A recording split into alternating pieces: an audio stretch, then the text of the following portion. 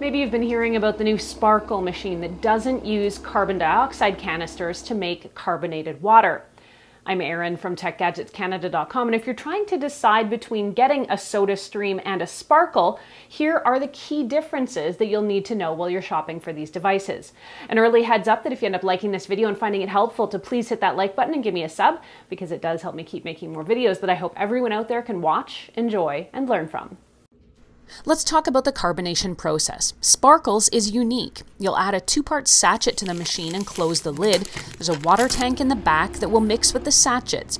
These sachets are made of citric acid and sodium bicarbonate or baking soda, and this combination mixes with the water and generates carbon dioxide gas naturally. None of the carbonator ends up in your beverage, only the gas it creates.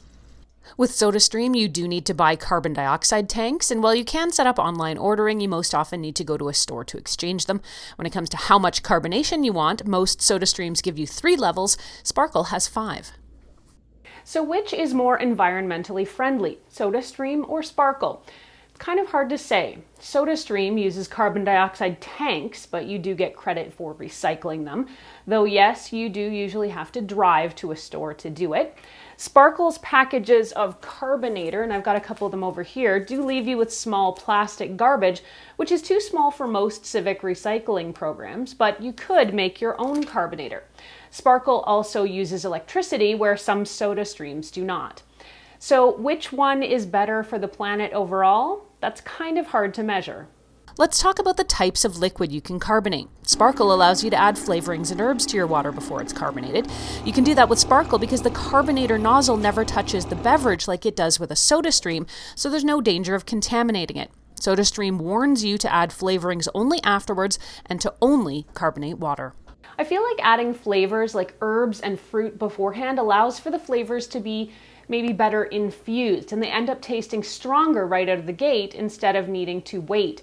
Sparkle has all kinds of ideas on its website for things you can add to the water, but I really liked making cucumber mint water and adding a few blueberries for color and subtle flavor. Now, the fact that you can also carbonate other things means that Sparkle is not just a sparkling water or a seltzer machine. It is what you could call a drink station.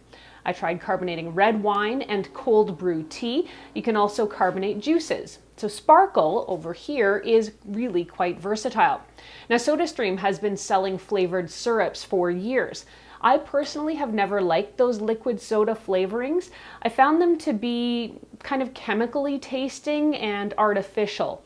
So I've always just added my own flavors afterwards.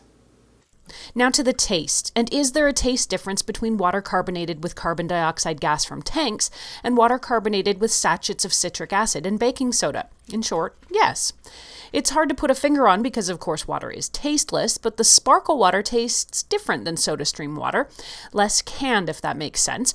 It tastes softer. Now, don't get me wrong, both taste fine, and if I served them to you blind, you probably wouldn't notice which was which, but there does seem to be a subtle and not unpleasant difference. The Sparkle maybe has a slight hint of citrus. When it comes to power, Sparkle needs electricity to work, so you need to find a plug. You can get SodaStream machines, though, that don't need power. There's also a difference between these two machines in carbonation time. SodaStream carbonates in about 15 or 20 seconds or so, pretty much instantly. With Sparkle, you do need to wait. It takes a full 3 minutes to fully carbonate your beverage. It's here I'll also mention the noise level. Sparkle is quite quiet, basically just a low rumble. SodaStream, on the other hand, a little louder. With Sparkle, it's possible to make your own carbonator powder with citric acid and baking soda. And you can check out my how-to video here on YouTube. Now that means it could be cheaper and you will create less waste using the Sparkle. DIY pressurized carbon dioxide tanks? No, thank you. Another key difference is price. Sparkle costs about $99 Canadian, while SodaStream start at about $120, and my SodaStream source here was about $149. Now, 90 packs of Sparkle's carbonator cost about $60. That translates to about 65 cents per use.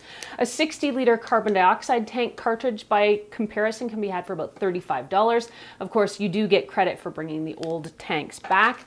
Now, SodaStream tanks are about 60 liters. That's supposed to work out to about 60 bottles, which turns into about 60 cents per use. But if you want to make your own carbonator powder by getting the citric acid and baking soda in bulk, you can probably understand that the cost is going to plummet, the cost per use, that is. Those are the key differences between SodaStream on the left and Sparkle on the right.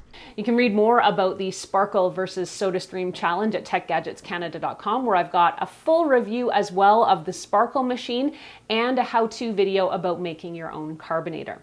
If you like this video and found it helpful, please hit that like button and give me a sub, since it does help me keep making more videos that I hope everyone out there can watch, enjoy, and learn from. I'm Erin. Until the next time, you can catch me on Twitter or Instagram. I'm at ErinLYYC. You can also always find me at facebook.com/techgadgetscanada.